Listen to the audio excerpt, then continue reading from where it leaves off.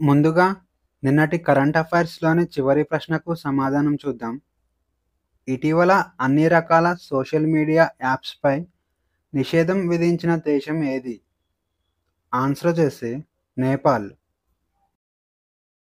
హైడ్రోజన్‌తో నడిచే రైలును ప్రారంభించనున్న తొలి రాష్ట్రం. హైడ్రోజన్‌తో నడిచే మొదటి రైలును హర్యానా రాష్ట్రం త్వరలో ప్రారంభించబోతుంది. దీనికి సంబంధించిన ట్రయల్ రన్స్ విజయవంతమయ్యాయి. ఈ రైలు హర్యానాలోని జింద్ నగరం నుంచి సోనీపట్ వరకు నడవనుంది.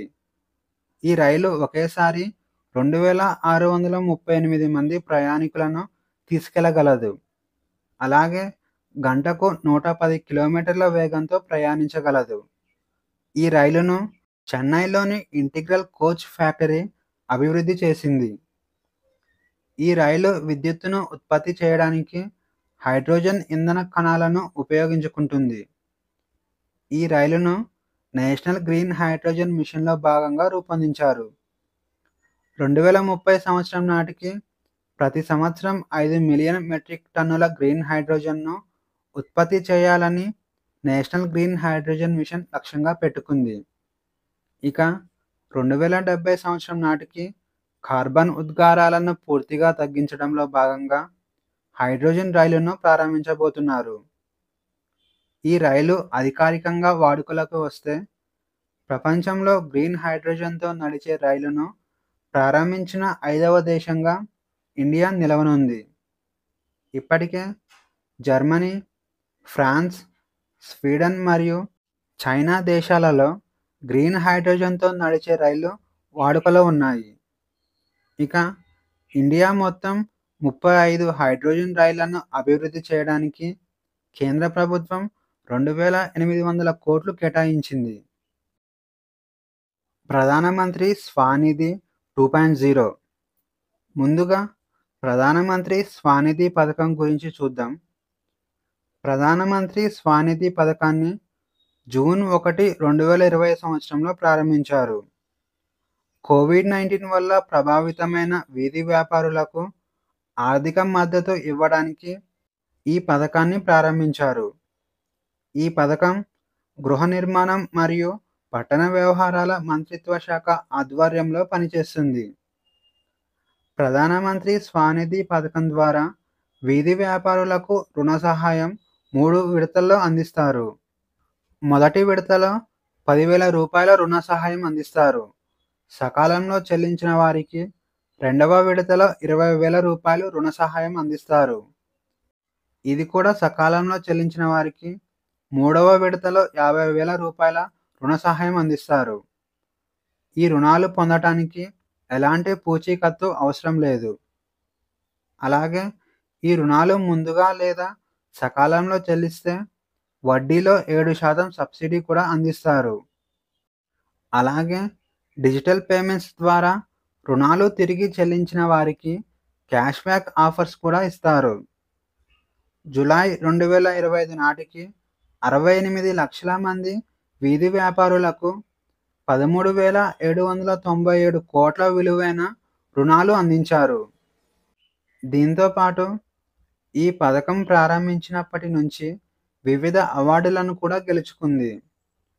2022వ సంవత్సరంలో silver award for government process re-engineering అనే అవార్డును గెలుచుకుంది. ఇక 2023 సంవత్సరంలో ప్రధానమంత్రి award for excellence in public administration అనే అవార్డును అందుకుంది. ఇది ప్రధానమంత్రి స్వానిధికి సంబంధించిన వివరాలు. ఇక ప్రధానమంత్రి స్వానిధి 2.0 పథకం గురించి చూస్తే ప్రధానమంత్రి స్వానిధి పథకాన్ని మార్చి 31, 2030 సంవత్సరం వరకు పొడిగించడానికి తాజాగా కేంద్ర మంత్రివర్గం ఆమోదం తెలిపింది. దీని ద్వారా 50 లక్షల కొత్త వీధి వ్యాపారులతో సహా మొత్తం 1.15 కోట్ల మందికి ప్రయోజనం చేకూరనుంది. ప్రధానమంత్రి స్వానిధి 2.0 పథకం గృహ నిర్మాణం మరియు పట్టణ వ్యవహారాల మంత్రిత్వ శాఖ మరియు ఫైనాన్షియల్ సర్వీస్ డిపార్ట్మెంట్ ఆధ్వర్యంలో పనిచేస్తుంది. ఈ పథకం ద్వారా ఎక్కువ సంఖ్యలో రుణాలు అందించడం మరియు పనిచేసే వారి సంఖ్యను పెంచడం లక్ష్యంగా పెట్టుకుంది. పీఎం స్వానిధి 2.0 పథకం ద్వారా మొదటి విడత రుణ సహాయాన్ని రూ. 10,000 నుంచి రూ. 15,000కు పెంచగా, రెండవ విడత రుణ సహాయాన్ని రూ. 20,000 నుంచి రూ. 25,000కు పెంచింది. ఇక రెండవ విడతలో రుణాలు తిరిగి చెల్లించిన వారికి యూపీఐ లింక్డ్ రూపే క్రెడిట్ కార్డును అందించనున్నారు. ఇక ప్రధానమంత్రి స్వానిధి పథకం కేవలం పట్టణాలలో ఉన్న వీధి వ్యాపారులకు మాత్రమే రుణ సహాయం అందించేవారు. కానీ ప్రధానమంత్రి స్వానిధి 2.0 పథకం ద్వారా పట్టణాలు మరియు పెరి అర్బన్ జోన్లో ఉన్న వీధి వ్యాపారులకు రుణ సహాయం అందించనుంది. పెరి అర్బన్ జోన్ అనగా అవి పూర్తిగా పట్టణాలు కాదు, అలాగని పూర్తిగా గ్రామాలు కాదు. రెండింటి మిశ్రమంలో ఉండే ప్రాంతాలను పెరి అర్బన్ జోన్ అంటారు. ఇది ప్రధానమంత్రి స్వానిధి 2.0 పథకానికి సంబంధించిన వివరాలు. ప్రపంచంలోనే అత్యంత ధనవంతుడు.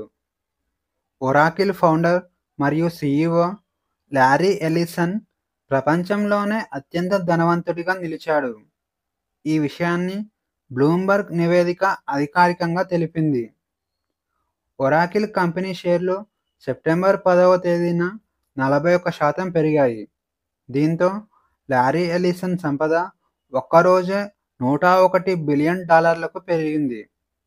లారీ ఎలిసన్ మొత్తం ఆస్తి $395.2 బిలియన్ చేరింది. ఇక రెండవ స్థానంలో ఉన్న ఎలాన్ మస్క్ మొత్తం ఆస్తి $385 బిలియన్ ఉంది. ఇక్కడ ఇంపార్టెంట్ నోట్ ఏంటంటే, ఈ కంపెనీ షేర్ వాల్యూస్ రోజు రోజుకు మారుతుంటాయి. ర్యాంకింగ్స్ ఎవ్రీడే చేంజ్ అయ్యే అవకాశం ఉంటుంది. సో పైన చెప్పిన డాటా సెప్టెంబర్ 10, 2025కు సంబంధించినదిగా గుర్తుంచుకోవాలి.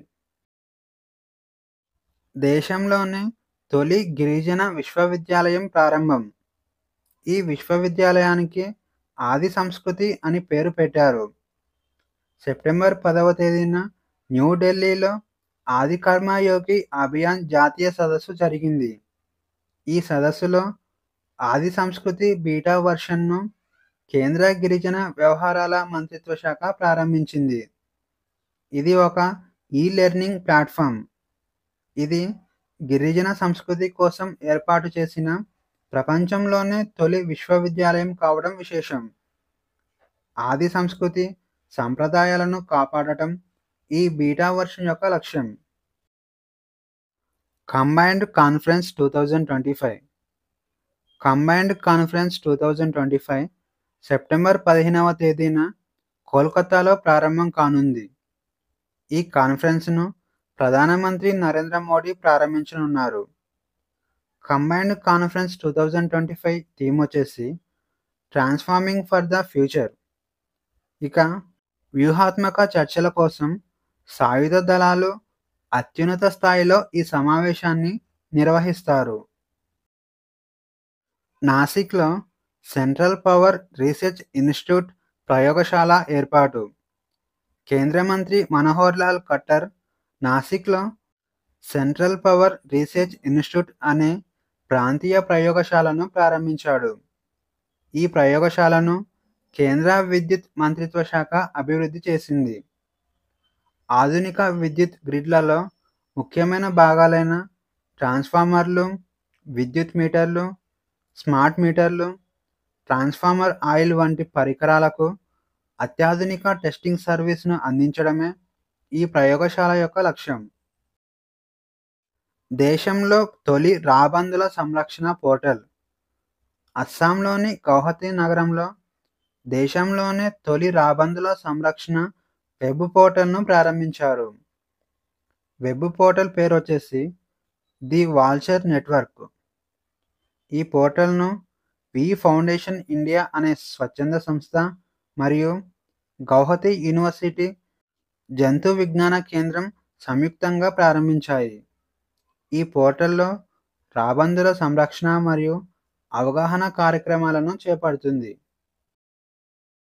ఇక ఈరోజు క్వశ్చన్స్ వచ్చేసి డెబ్రీగర్ వన్యప్రాణుల అభయారణ్యం ఏ రాష్ట్రంలో ఉంది? A Karnataka, B Madhya Pradesh, C Chhattisgarh, D Odisha. Answer వచ్చేసి option D Odisha. Semicon India 2025 సదస్సు ఎక్కడ జరిగింది? A Delhi, B Amaravati, C Ahmedabad, D Jaipur. Answer వచ్చేసి ఆప్షన్ ఏ ఢిల్లీ. ఆదివాణి యాప్ను ఏ మంత్రిత్వ శాఖ ప్రారంభించింది? ఏ గృహ నిర్మాణం మరియు పట్టణ వ్యవహారాల మంత్రిత్వ శాఖ, బి సైన్స్ అండ్ టెక్నాలజీ మంత్రిత్వ శాఖ, సి కేంద్ర గిరిజన వ్యవహారాల మంత్రిత్వ శాఖ, డి సామాజిక న్యాయం మరియు సాధికారత మంత్రిత్వ శాఖ. ఆన్సర్ వచ్చేసి ఆప్షన్ సి కేంద్ర గిరిజన వ్యవహారాల మంత్రిత్వ శాఖ. జాతీయ పోషకాహార వారోత్సవాలను ప్రతి సంవత్సరం ఏ వారం జరుపుకుంటారు? ఏ సెప్టెంబర్ మొదటి వారం, బి సెప్టెంబర్ రెండవ వారం, సి సెప్టెంబర్ మూడవ వారం, డి సెప్టెంబర్ నాలుగవ వారం. ఆన్సర్ వచ్చేసి ఆప్షన్ ఏ సెప్టెంబర్ మొదటి వారం. స్వచ్ఛ వాయు సర్వేక్షణ్ 2025 సర్వేను ఏ మంత్రిత్వ శాఖ నిర్వహించింది? ఏ ఆరోగ్యం మరియు కుటుంబ సంక్షేమ మంత్రిత్వ శాఖ, బి కేంద్ర అటవీ మరియు వాతావరణ మార్పుల మంత్రిత్వ శాఖ, C electronics and information technology మంత్రిత్వ శాఖ, డి హోం వ్యవహారాల మంత్రిత్వ శాఖ. ఆన్సర్ వచ్చేసి ఆప్షన్ బి కేంద్ర అటవీ మరియు వాతావరణ మార్పుల మంత్రిత్వ శాఖ. కింది వాటిలో భారతదేశం ఏ దేశంతో గరిష్ట సరిహద్దును పంచుకుంటుంది? A China, B Bangladesh, C Pakistan, D Nepal. Answer వచ్చేసి ఆప్షన్ బి బంగ్లాదేశ్. భారతదేశం మొత్తం 17 రాష్ట్రాలలో 15,106.7 కిలోమీటర్ల సరిహద్దును కలిగి ఉంది. బంగ్లాదేశ్తో 4,096.7 కిలోమీటర్ల సరిహద్దును కలిగి ఉండగా చైనాతో 3,488 కిలోమీటర్ల సరిహద్దును కలిగి ఉంది. ఇక పాకిస్తాన్తో 3,323 కిలోమీటర్ల సరిహద్దును కలిగి ఉండగా నేపాల్తో 1,751 కిలోమీటర్ల సరిహద్దును కలిగి ఉంది. ఇక మయన్మార్తో 1,643 కిలోమీటర్ల సరిహద్దును కలిగి ఉండగా భూటాన్తో 699 కిలోమీటర్ల సరిహద్దును కలిగి ఉంది. ఇక ఆఫ్ఘనిస్తాన్తో 106 కిలోమీటర్ల సరిహద్దును కలిగి ఉంది. కింది నదులలో ఏ నది డెల్టాను ఏర్పరచదు? ఏ గోదావరి నది, బి మహానది, సి నర్మదా నది, డి కృష్ణా నది. ఆన్సర్ వచ్చేసి ఆప్షన్ సి నర్మదా నది. ఇండియాలో డెల్టాను ఏర్పరచని అతిపెద్ద నది నర్మదా నది. నర్మదా నది పశ్చిమాన ప్రవహించి అరేబియా సముద్రంలో కలుస్తుంది. ద్వీపకల్ప భారతదేశంలో డెల్టాను ఏర్పరచని నదులు నర్మదా నది మరియు తాపీ నది. మధ్యప్రదేశ్లో ఏ నదిపై గాంధీ సాగర్ ఆనకట్ట నిర్మించబడింది? ఏ నర్మదా నది, బి చంబల్ నది, సి తపతీ నది, డి మాహీ నది. ఆన్సర్ వచ్చేసి ఆప్షన్ బి చంబల్ నది. గాంధీ సాగర్ ఆనకట్ట చంబల్ నదిపై ఉంది. ఈ ఆనకట్ట 62.17 మీటర్ల ఎత్తులో ఉంటుంది. గాంధీ సాగర్ ఆనకట్ట 115 మెగావాట్ల జల విద్యుత్ కేంద్రం కలిగి ఉంది. కింది వాటిల్లో తూర్పు కనుమల్లో భాగం కాని కొండలు ఏది? ఏ.